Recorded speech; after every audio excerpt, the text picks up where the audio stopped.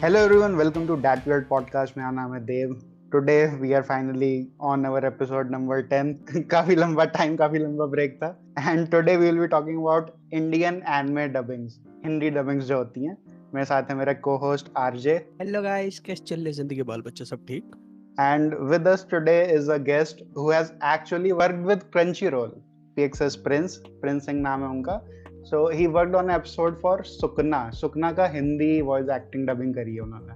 लेकिन सिर्फ एक एपिसोड सिर्फ एक एपिसोड कोई नहीं, वही बहुत बड़ी बात है. क्रंची रोल के साथ काम किया है तुमने. ये तो है. थैंक यू भाई. सो कैसे जर्नी कैसे स्टार्ट हुई, कैसे कोई स्टार्ट करता है ऐसे वॉइस एक्टिंग में करियर? भाई वॉइस एक्टिंग का करियर देखो, ये करियर ना लाइक जनरली बोल दो बाकी सारे जॉब से तो एकदम डिफरेंट चीज है. आप समझ जाओ कि इस चीज में काफी लोग करते हैं ना कि भाई ये क्या कर रहे हो करके, इसको एज अ करियर लोग कंसिडर करते ही नहीं है. पहली चीज तो बचपन से क्या ना मेरे को शौक था कि भाई टीवी में जब कार्टून्स काफी देखता था मैं, हद से ज्यादा. तो मेरे को लगता था साला कोई तो है, ठीक है, animation is a different thing, but कोई आवाज तो दे रहा है पीछे से. ये बंदा कौन है, इसको पकड़ो. उसके बाद थोड़ा पता गया कि ये तो वॉइस एक्टर्स होते हैं, डबिंग आर्टिस्ट होते हैं. धीरे धीरे और मेरा तो भाई अगर मैं जर्नी बताऊं ना कि मैं वॉइसिंग इंडस्ट्री में आया कैसे, आवाज वगैरह देने के सीन में.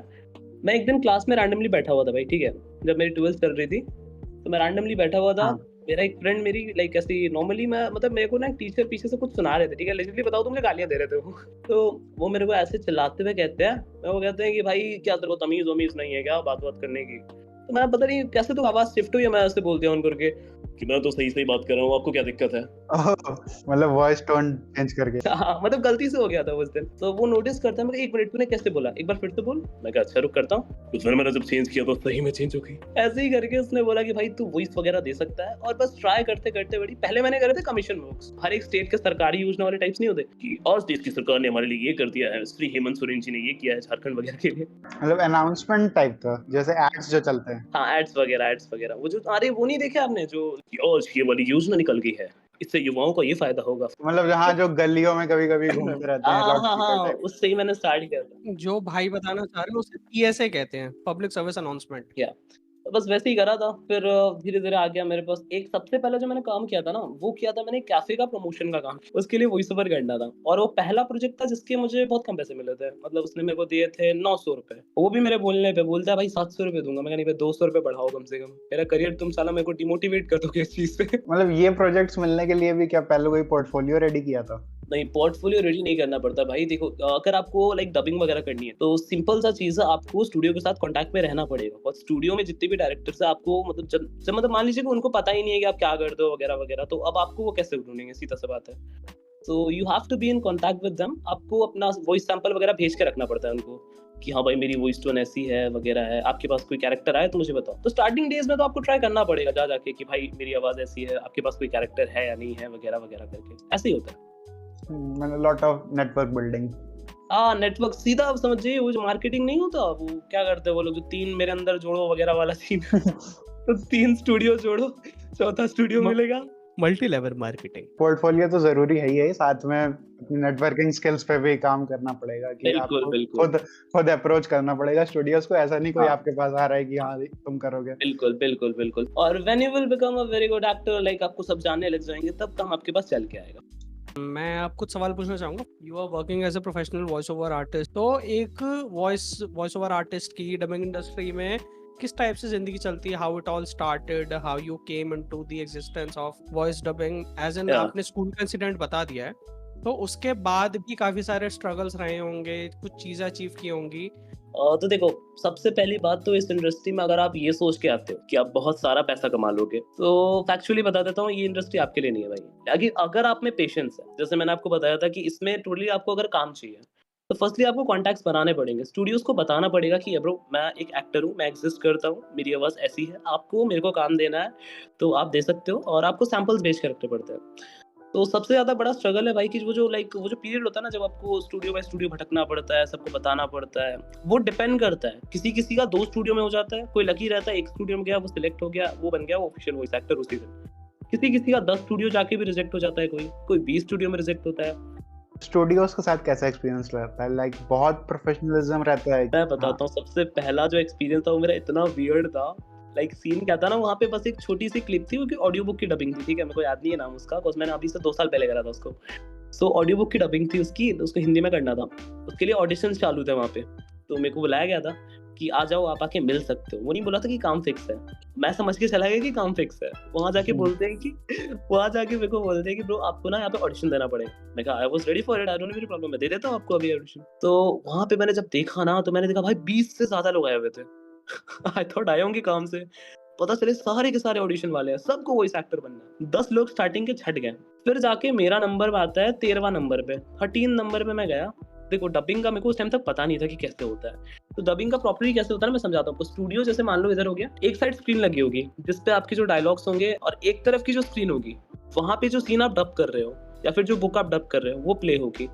और जो आपको टाइम ड्यूरेशन मिलेगा, मान लो कि 1 मिनट की ऑडियो बुक है और उसमें मान लो आपको लाइन टू लाइन 10 लाइन पढ़नी है, तो भाई आपको 1 मिनट के हिसाब से आपको डिवाइड करना होगा कि भाई कितना सेकंड आप कितने लाइन को दे रहे हो। बिकॉज उसी 1 मिनट के अंदर में वो 10 लाइन खत्म होनी चाहिए, नहीं तो फिर रीटेक ले लेके पागल हो जाओगे, 100% पागल हो जाओगे। मान लीजिए एक लाइन ऐसे बोलते हैं कि उसमें घर से बाहर निकला तो इंसान बिक चुके थे, सारी की सारी मासूमियत खत्म हो गई थी, इंसान बर्बाद हो चुका था, इंसान का ही दुश्मन नहीं रहा था। तो इसको मैंने जैसे खत्म किया कुछ सेकंड्स में, तो ऐसे ही आपको खत्म करना है, नहीं तो फिर आपको रीटेक लेना पड़ेगा सीधा।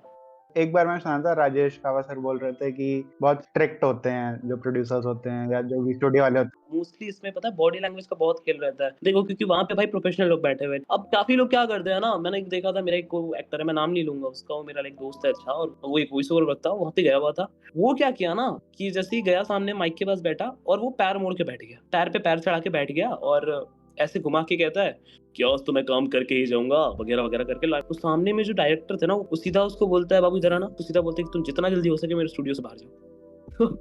वो पूछता है क्यों, तो बोलते हैं कि तुमको इतनी सी भी तमीज नहीं है कि एक सीनियर आदमी के सामने तुम पैर मोड़ के बैठ रहे हो, तुम इस इंडस्ट्री में कर क्या रहे हो। ये इंडस्ट्री इंट्रा भाई इस पे चलती है, रिस्पेक्ट पे चलती है, बॉडी लैंग्वेज पे ध्यान दिया जाता है वगैरह वगैरह। तुम बेढंगे की तरह आते हो, भले तुम्हारी आवाज कितनी भी अच्छी, तुम्हारी कोई वैल्यू नहीं है, तुम बाहर निकल जाओ। भाई साहब सीधा निकाल दिया था उसको। कुछ ज्यादा ही स्ट्रिक्ट है, इतना तो मैंने नहीं सोचा था। नहीं हर देखो हर एक्टर स्क्रिप्ट नहीं मिलेगा भाई आपको, हर डायरेक्टर एक जैसा नहीं मिलता, हर आदमी एक जैसा नहीं होता, लेकिन मोस्टली जैसे होता है ना कि ऐसे साइको से ही पाला पड़ेगा, तो ये चीज तो संभाल के चलनी पड़ेगी। सो एज अभी तुमने बताया कि हाँ तुम्हारा ये एक्सपीरियंस रहा एक, उस चीज के बाद ये तो तुम्हारा पहला स्ट्रगलिंग डेज का टाइम ड्यूरेशन था।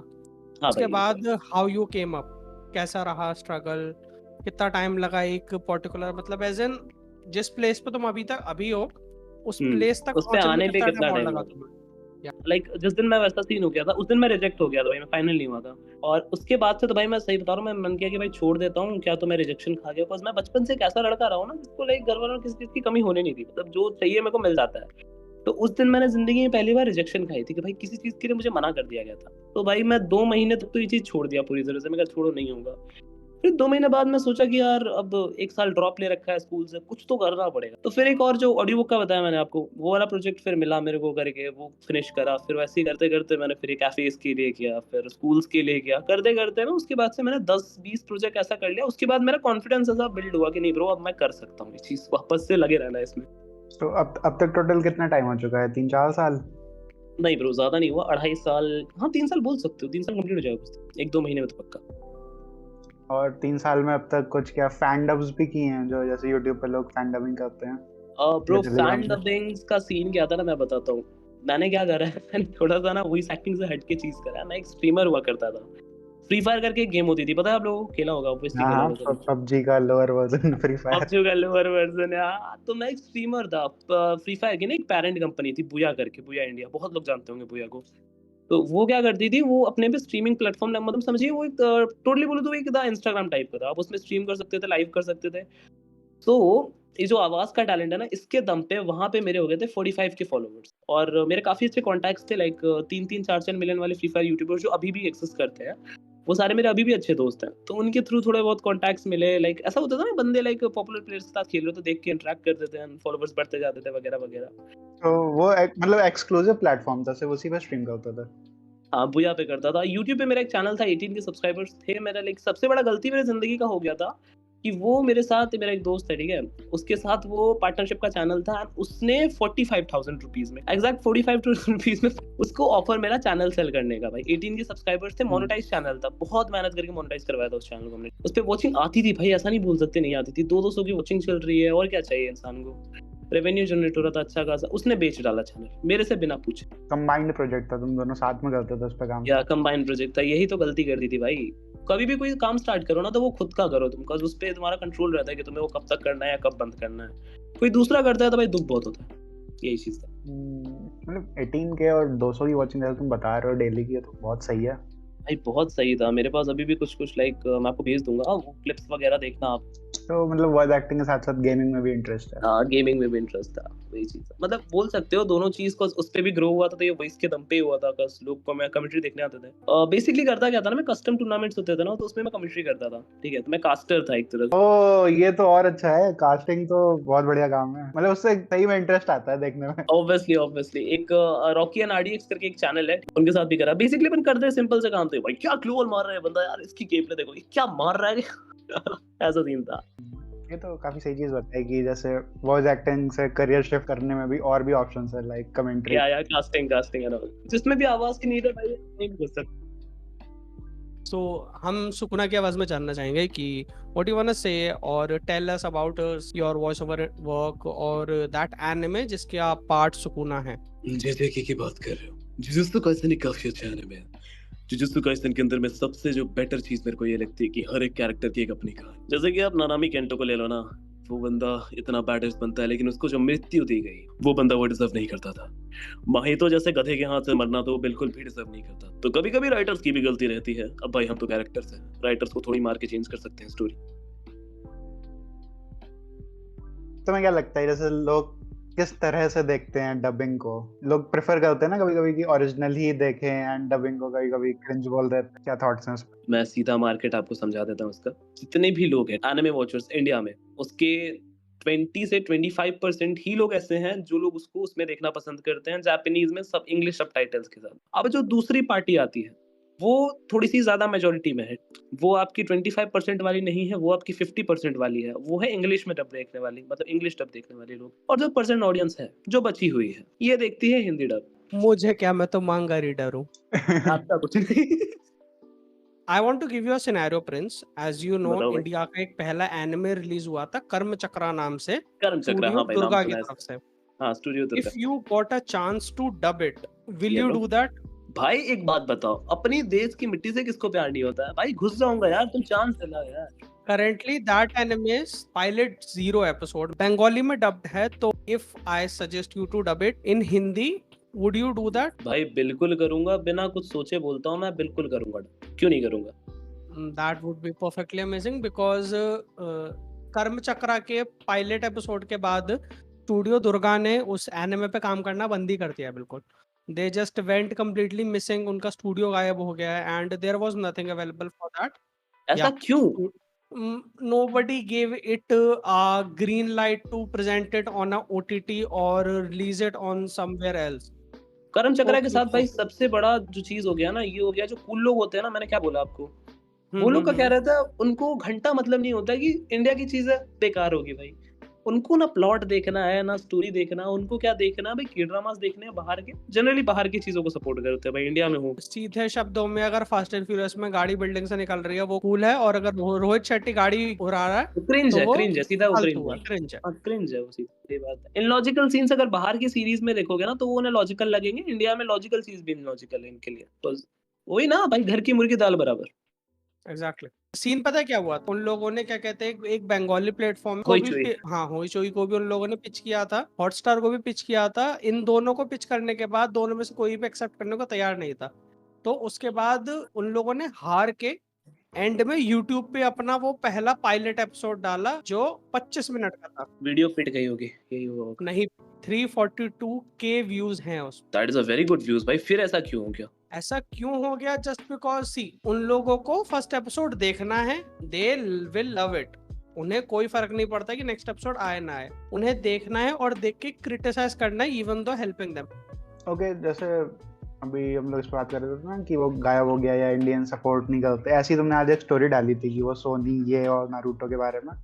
ऑब्वियसली भाई। हाँ, कि अब डबिंग नहीं हो रही क्योंकि लोग पायरेटेड बहुत देख रहे हैं भाई टेलीग्राम टेलीग्राम पे जो देख रहे हैं। चैनल चल रहे हैं ना, टेलीग्राम पे जितने भी चैनल्स है जो नारुतो शिपुडिन के नाम से बना लेते हैं, ठीक है, सारे के सारे एपिसोड भाई तुम इमेजिन नहीं कर सकते वो लोग कैसे डालते हैं। मैं बता देता हूँ, 420p ये रहा, मतलब 720p, 180p, भाई साहब एपिसोड का नाम और नीचे तीनों मतलब मीडियम्स के जिसमें डाउनलोड करना है वो करके डाल देते हैं। तो भाई सबसे पहली बात है, अब सोनी वालों के पास भाई अगर देखो एक चैनल किससे कमाता है, जो एड्स वगैरह रन होती हैं, जो वॉच टाइम आता है, अब वही नहीं मिल रहा है तो साला पैसा है ही नहीं, तो वो कैसे पे करेंगे डबिंग आर्टिस्ट या एक्टर्स को कि भाई साहब तुम हमारे लिए डब करो। अब जेब से थोड़ी लगाएंगे ब्रो, प्रॉफिट से ना निकलता है वो। जिन जिन लोगों को नहीं पता, सोनी ये नरूटो इंडिया में ला रहा था हिंदी डब, और काफी सारे एपिसोड वो ला रहे थे, लेकिन अब उन्होंने डबिंग बंद कर दी है उसकी, क्योंकि चैनल इतना अर्न ही नहीं कर पा रहा है, क्योंकि सब लोग उसे ऑनलाइन ही पायरेट करके देख ले रहे हैं। तो वॉइस एक्टर को सिंस वो पे ही नहीं कर पा रहे, तो अब शायद हिंदी डब नहीं कंटिन्यू होगा शिपुडेन का। And that's the thing which I hate the most, क्योंकि मैं एक्चुअली इस चीज को सपोर्ट करता हूँ कि तुम लोगों को अगर कोई एनिमे हिंदी डब में या किसी और लैंग्वेज में डब में रिलीज करना है तो release it on OTT. For an example Crunchyroll का तुम सब्सक्रिप्शन लेना ही पड़ेगा एनिमे हिंदी में देखने के लिए। देखो क्रंची रोल ने 80 में निकाला, अभी सबसे रिसेंट लेटेस्ट जियो ने 29 रुपीज में निकाले हैं, लगभग 20-30 एनिमे है उसमें लिस्ट में। सबसे रेलेवेंट अभी डीमन स्लेयर का लेटेस्ट सीजन उस पे आ रहा है, 29 रुपीज में निकाला है। मुझे लग रहा है अब जियो सिनेमा पे देखेंगे लोग एनिमे। तुम्हें अगर 29 रुपए में भी वो चीज मिल रही है तुम 29 रुपए देके जाओगे वहां पे कि हाँ भाई मुझे वो चीज ओरिजिनल वहां 29 में देखने को मिल रही है, तो इन दैट 29 रुपीज तुम्हें पता एडवर्टाइजमेंट इंक्लूडेड होगा, तो उससे वॉइस ओवर डब जो बंदा कर रहा है उसे पेमेंट जाएगा। यही बात है भाई, दैट्स द इम्पोर्टेंट चीज कि हाँ टीवी शो पे चीजें रिलीज हो तो जाती हैं मगर उनसे पेमेंट अच्छा नहीं मिल पाता, बिकॉज लोग उन्हें पायरेट कर देते। वही तो एनिमैक्स फेवरेट चैनल था मेरा, एनिमैक्स भी इसीलिए बंद हुआ क्योंकि उसकी टीवी रेटिंग्स इतनी कम हो गई, इंडिया में लोग देखते ही एनिमेक्स नहीं है। देखते ही नहीं थे, बिल्कुल नहीं देखते थे उस चीज। हाँ, अब सिंस वो प्रॉफिट्स ले ही नहीं पा रहा था तो फिर ऑफ कोर्स बंद करना पड़ा। मुझे एक चीज कहनी है, बचपन से लेकर अब तक मैंने एक चीज बहुत अच्छे से सीखी है, जो चीज आसानी से मिल जाए उसकी कदर नहीं हो। बिल्कुल नहीं होती भाई। अब ये चीज एनिमे के ऊपर भी लागू करके देखो, बिल्कुल समझ में आ जाएगा कि क्यों वैल्यू कम हो रही है। लोगों को वो चीज फ्री में मिल जा रही है तो इज्जत नहीं कर रहा। That's भाई वही था ना, घर की मुर्गी दार बराबर वाला। Okay, to conclude, if someone wants to support Indian Hindi dubbed animes, तो consider करो सब्सक्राइब करना, OTT प्लेटफॉर्म्स पे सब्सक्रिप्शन, पायरेट करना थोड़ा अवॉइड करो, क्योंकि इंडस्ट्री खत्म हो जाएगी फिर, ऐसे लोग बनाएंगे ही नहीं, सब फ्री में ही देख लोगे तो। भाई मैं सबसे बड़े खतरे के बारे में बता देता हूँ, सबसे बड़ा बिगेस्ट जो अभी डिजास्टर आने वाला है, जो वॉइस एक्टर्स की जिंदगी को नीचे से लाइक बोलते हैं ना, पैरों तले जमीन खिसका देगा, AI ये है एआई। बिल्कुल भाई, वो जो वॉइस क्लोनिंग करने लगा है ना भाई, फटने लगी है हमकी भाई। हमारे भाई अभी से पता है, हम लोग सोच के अपना चलते हैं, ठीक है, कोई भी वॉइस एक्टर ले लो, उसके दिमाग में ये थॉट आता ही आता है कि भाई आज कमाई हो जा रहा है, आज काम हो जा रहा है, कब तक। सिर्फ किसी का भी 2-3 मिनट के वॉइस सैंपल से वॉइस क्लोनिंग करके। बिल्कुल भाई, उस कोई बंदे पूरे की time के आवाज लिए हो सकता नहीं, है। उस बंदे की आवाज, मान लीजिए आप राजेश खन्ना सर का, वो मैं उनका भी फैन हूँ, ठीक है। सीन क्या है, अगर मान लीजिए राजेश खन्ना सर का आपके पास 10 सेकंड का भी सैंपल है, आप उससे पूरी की पूरी सीरीज डब कर दोगे। एआई इतनी पावरफुल चीज है, बस उसे वही सैंपल चाहिए। जो ओरिजिनल आदमी का काम ही खत्म, आदमी को पता ही नहीं है कि आदमी का काम किया जा रहा है। राइटर और एक्टर स्ट्राइक इंडिया के बाहर इसीलिए हुई थी, दैट्स द ओनली रीजन। यही तो एक्टर बात है। स्ट्राइक के अंदर पॉइंट्स ये रेज हुए थे कि हम तुम्हारे फेस को यूज करेंगे और उसके बदले हम तुम्हें कुछ नहीं देंगे बिकॉज तुम काम नहीं कर रहे कुछ। हम एआई के जरिए पूरी फिल्म शूट करेंगे और तुम्हें कुछ नहीं देंगे, जो स्टूडियो बोल रहे थे। और फिर कमीशन खड़ा हुआ और कमीशन ने उनको सुनाया और पूरा स्ट्राइक हुआ। Same goes with writer association की जो स्ट्राइक हुई थी, उनका भी एआई को लेके ही हुआ था कि हाँ तुम एआई से पूरी स्टोरी लिखवा रहे हो तो राइटर्स की क्या जरूरत है, फिर राइटर्स को काम मिलेगा नहीं, पैसे मिलेंगे नहीं। एक वो रीजन था, प्लस एक रीजन था कि या तुम 8 एपिसोड के कर रहे हो, पहले सीरीज रेगुलर रखते थे कि हाँ एक शो में 22 एपिसोड होंगे तो 22 एपिसोड के पैसे देना, मतलब मगर अब ओटीटी में 8 एपिसोड हो गए, 5 एपिसोड हो गए, ऐसे। तो ये दो रीजन थे जिस वजह से राइटर स्ट्राइक हुई थी। और एक्टर स्ट्राइक का तो एआई का, यू ऑलरेडी नो दैट। भाई एआई बहुत ज्यादा डेंजरस चीज है। आप इमेजिन कर लो ना कि एक वॉइस एक्टर अपनी आवाज की कमाई खाता है, ठीक है, फैक्ट है, हम लोग अपनी आवाज की कमाई खाते हैं। अब हमसे हमारा वो हक छीन लिया जाएगा कि भाई तुम्हारे जगह पे एआई वॉइस निकालेगी, तो भाई किसकी नहीं किलसेगी भाई, बिल्कुल होगा। 11 Labs मैं यूज करता हूँ, मेरा भी एक चैनल है एनिमेस्केप करके, तो उसमें एआई वॉइस देता हूँ उसमें। तो उस 11 Labs ने उन्होंने ये किया है कि आप जिस वॉइस का सैंपल यूज करते हो उनको कमीशन जाता है आपके सब्सक्रिप्शन का। तो जैसे वहाँ पे लोग अपने वॉइस पोर्टफोलियोज डालते हैं और उसमें से आप जिसकी वॉइस यूज करोगे तो आपके सब्सक्रिप्शन का पैसा मतलब उसको जाएगा। तो उन्होंने तो इस तरह से इम्प्लीमेंट किया है इसको। नहीं, फिर तो आपका तरीका सही है, बट जनरली लोग ऐसा नहीं करते ब्रो। हाँ, ये सब्सक्रिप्शन वाली चीज तो काफी ज्यादा बेटर है, बिकॉज इससे जिस बंदी की आवाज यूज हो रही है उस बंदे को पैसा मिल रहा है। ये मगर बात है। हाँ तुम 1 सेकंड का कंटेंट देके पूरा सारा काम कंप्लीट कर दे रहे हो और उस बंदे को कुछ मिल ही नहीं रहा जिसकी आवाज है, तो क्या ही फायदा फिर उस चीज का। नहीं वही हाँ बात है भाई तो तभी तभी मैंने बता दिया क्योंकि मुझे पता है कि सबको पता नहीं होगा इसके बारे में। अभी पता चला। ओके एंड सिंस 3 साल लगभग हो गए हैं तुम्हें इस इंडस्ट्री में, so how would you rate yourself कि अभी बिगनर ही हो, इंटरमीडिएट? भाई अभी भी मैं कोई उतना बड़ा आर्टिस्ट नहीं हूँ, मैं अपने आप को कुछ उतना खास समझता नहीं हूँ। मेरे तो उतने ज्यादा लाइक अभी फॉलोवर्स वगैरह भी नहीं बढ़े। जो जनरली मेरे से जो कम एज के आर्टिस्ट है, लाइक फीमेल एक्टर्स की बात कर रहा हूँ, मैं सीधा बोल देता हूँ। उनका क्या सीन है कि उनके जो रील्स पे व्यूज आते हैं, जो फॉलोवर्स काउंट है, वो मेरे से ज्यादा है। ऑल्दो अगर उनका एक्सपीरियंस देखे तो मेरे से 0 लेवल पे है वो लोग अभी। मतलब वो लोग अपने आप को 2-4 डब्स करके, लाइक नॉर्मल जो वॉइस ओवर वर्क्स होते हैं, कमीशन वर्क्स करके अपने आप को बहुत बड़ा एक्टर बताते हैं वो लोग। तो उस हिसाब से अगर मैं अपने आप को रेट करूँ तो ब्रो 5 में 3 देना चाहूंगा। मतलब 10 में 6? हाँ 10 में ये 6। काफी ऑनेस्ट मॉडेस्ट आंसर है। सही है। हाँ भाई ये थोड़ी बोल सकता है अपन भगवान है, ऐसा थोड़ी डायलॉग मार लेंगे। ओके एंड किसी न्यू कमर को कोई टिप देनी होगी वो कैसे स्टार्ट कर सकता है? भाई देखो न्यू कमर, अब अगर तुम्हें एक वॉइस ओवर एक्टर बनना है तो अब जरा ध्यान से सुनना। सबसे पहले जो चीज पे ध्यान दे देना, ये मत सोचना कि आते के साथ करोड़पति बन जाओगे। अब अगर तुम ये सोच लियो कि अब तुम्हें करोड़पति नहीं बनना है, तो दूसरा काम जो तुम करोगे ये करोगे कि तुम्हें स्टूडियो के साथ लिंकअप बनाना है। कि तुम्हें जाके स्टूडियोज को सैंपल दे देना। जनरली कुछ नहीं करना भाई, नॉर्मली विजिट मारते हो उनके पास चले जाओ। जनरली स्टूडियोज वाले क्या करते हैं, तुम उनके पास जाके बोलोगे हेलो ब्रो आपके पास डबिंग का काम होता है, आप जनरली कॉल करके यही क्वेश्चन पूछोगे, तो उन्हें लगेगा कि आप उनसे काम कराना चाह रहे हो। तो उन्हें एक्सप्लेन करना अच्छे से कि ब्रो मैं एक आर्टिस्ट हूँ, मैं न्यूवी आर्टिस्ट हूँ, अभी लाइक न्यूवी हूँ इस फील्ड में, अभी नया नया आया हूँ, मैं आपको अपना सैंपल भेज देता हूँ। इस चीज को क्या करो अपने पास रखो और जब भी आपके पास कोई काम आए मुझे बता देना। तो दूसरी चीज में आपको अपना कॉन्टैक्ट्स बनाना है। तीसरी चीज भाई सबसे पहली बात है, वॉइस एक्टर भी हर कोई नहीं बन सकता। ठीक है फैक्चुअली बता रहा हूँ, मे भी काफी लोगों को रूड लगे चीज सुनने में, बट हर कोई नहीं बन सकता भाई।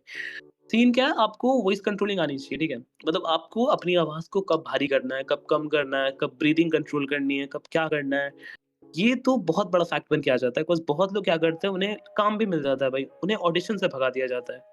क्योंकि भाई वो जो तुम ह्यूमिलेशन, वो रिजेक्शन फेस करोगे ना, कि तुम्हें जाए तुम्हारे पास ऐसा हो जाएगा कि हाथ को आया मुंह ना लगाया वाला हिसाब हो जाएगा। तो तुम खुद को प्रिपेयर मान के चलो कि भाई अभी से ही हाँ मेरे अंदर वो चीज है, तो मैं जाऊंगा और मुझे काम मिलेगा। बिकॉज मुझे मेरे पहले शूट से भगा दिया गया था। तो मुझे वो चीज याद रहेगी। काफी ट्रॉमेटिक। बोल सकते हो।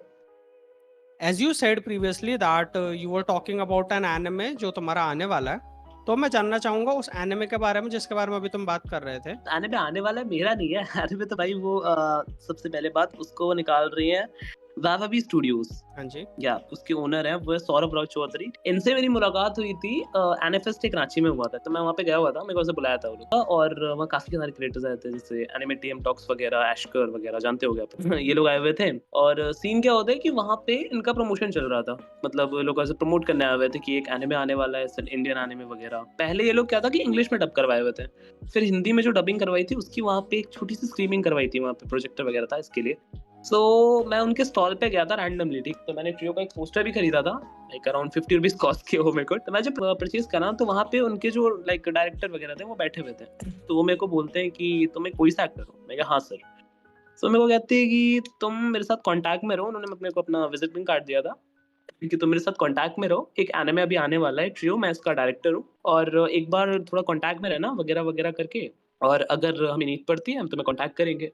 सो मैंने 1 महीने तक तो कांटेक्ट नहीं करा। ठीक, के बाद मैंने कांटेक्ट करा उन्हें, वहां से आने के बाद मैंने कांटेक्ट करा, एंड सीन क्या हुआ कि अच्छे टाइम पे ही कर लिया था। कुछ 1 हफ्ते में वो जितनी भी लाइक कास्टिंग्स वगैरह की टीम थी वो फाइनल कर रहे थे। सो मेरी बात हुई थी, जो डायरेक्ट सौरभ है ना वो लाइक अंकल वो 50 साल के, वो काफी ज्यादा एजेड है, मुझे पता नहीं था ये चीज।